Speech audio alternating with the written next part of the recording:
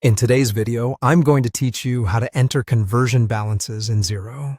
This is an important step for anyone transitioning to Xero, as it ensures that all your financial data is correctly initialized so you can accurately track your business transactions moving forward. Let's get started, shall we? Begin by logging into your Xero account and navigate directly to the dashboard. Once you're there, the first thing you'll want to do is locate the top menu. Look for the tab labeled Accounting. By clicking on this tab, you'll unravel a variety of options. Here, you're going to select Advanced. This step is crucial, as it leads you to the more detailed and technical settings you need to access. After selecting Advanced, you will be presented with a new screen, and from here, you'll want to click on Conversion Balances. This particular section is key to setting up your opening balances correctly. Entering your conversion balances accurately is essential to ensure that you have a clean cutoff from your previous accounting software to Xero. Now, you'll need to enter the date you started using Xero, which is referred to as your conversion date.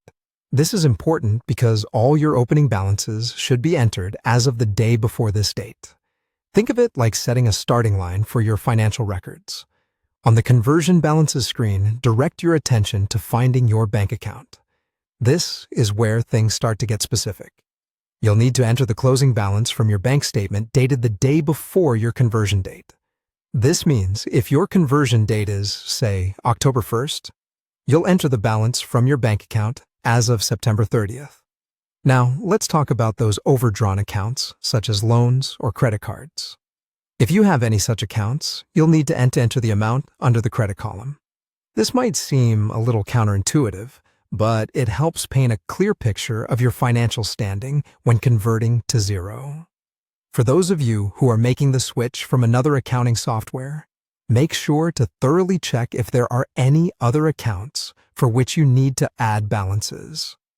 This step is crucial for maintaining an accurate trial balance, as it prevents any discrepancies between your old and new accounting systems. Once you have all the required balances entered accurately, you'll simply click Save.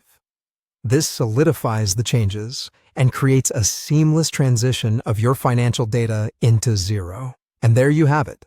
You've successfully entered conversion balances in Xero. By following these straightforward steps, you ensure all your financial data is set up correctly, providing the foundation for effective bookkeeping and reporting in the future.